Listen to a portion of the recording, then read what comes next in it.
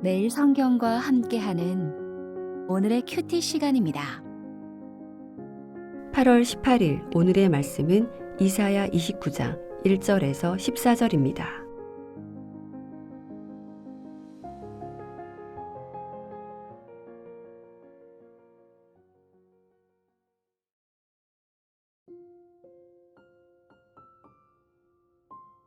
슬프다 아리엘이여 아리엘이여 다윗이 진친 성읍이여 해마다 절기가 돌아오려니와 내가 아리엘을 괴롭게 하리니 그가 슬퍼하고 애곡하며 내게 아리엘과 같이 되리라.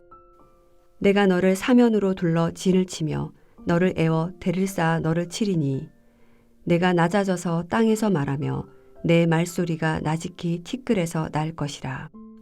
내 목소리가 신접한 자의 목소리 같이 땅에서 나며 내 말소리가 티끌에서 짓거리리라.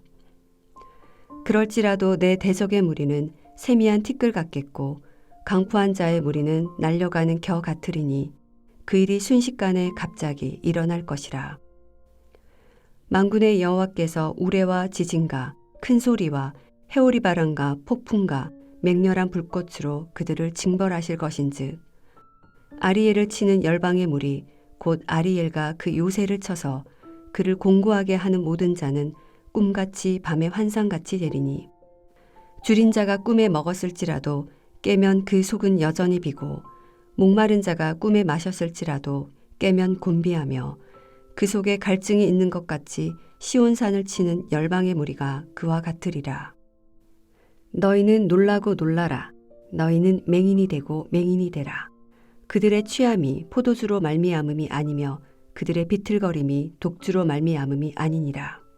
대저 여호와께서 깊이 잠들게 하는 영을 너희에게 부어주사 너희의 눈을 감기셨음이니 그가 선지자들과 너희의 지도자인 선견자들을 덮으셨음이라.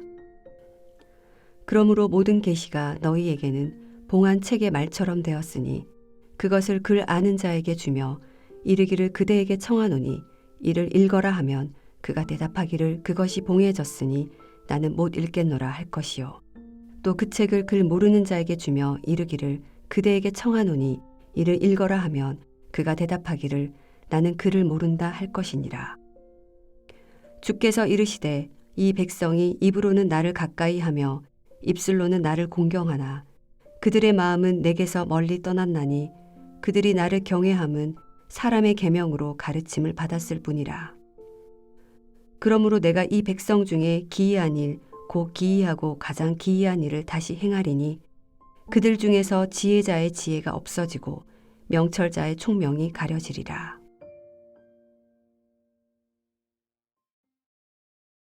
반갑습니다. 매일 성경 독자 여러분, 성소연위원 대전지부 이용용 간사입니다. 오늘도 하나님의 말씀을 함께 묵상할 수 있어 감사합니다. 먼저 기도하겠습니다. 주님, 우리의 예배가 형식에 머물지 않고 진실한 마음으로 주님께 나아가게 하옵소서.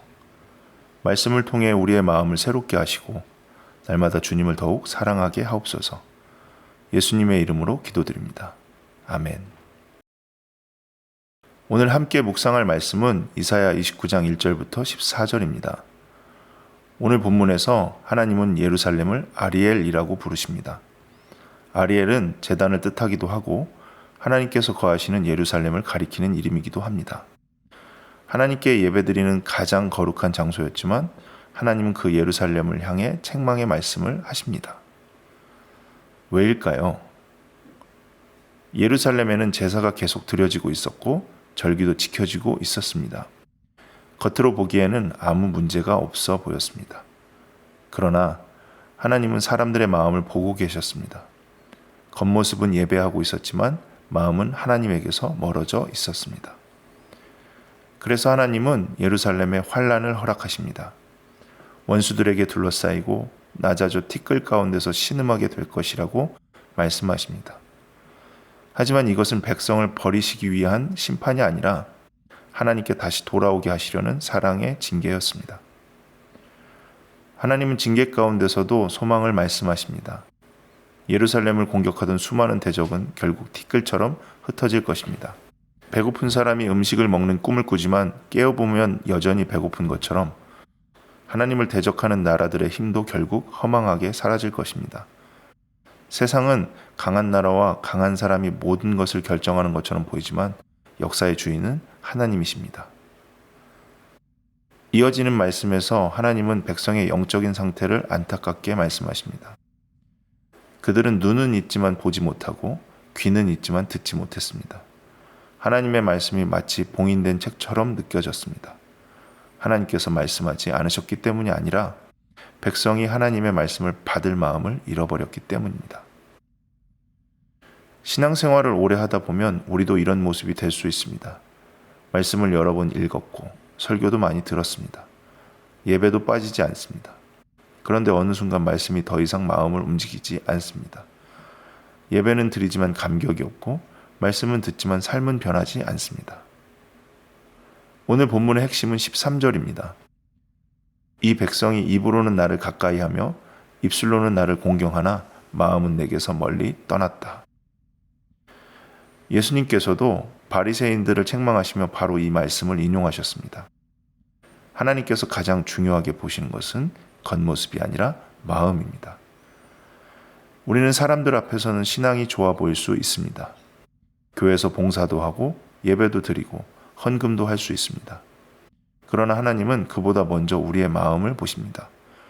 하나님을 사랑하는 마음이 있는지, 하나님의 말씀을 믿고 순종하려는 마음이 있는지를 보십니다.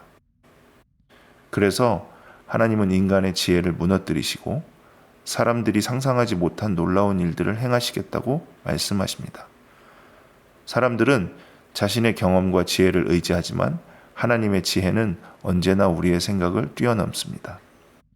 하나님은 형식적인 종교생활이 아니라 살아있는 믿음을 기뻐하십니다. 매일 성경 독자 여러분, 오늘 나의 예배는 어떠합니까? 습관처럼 드리는 예배입니까? 아니면 하나님을 사랑하는 마음으로 드리는 예배입니까?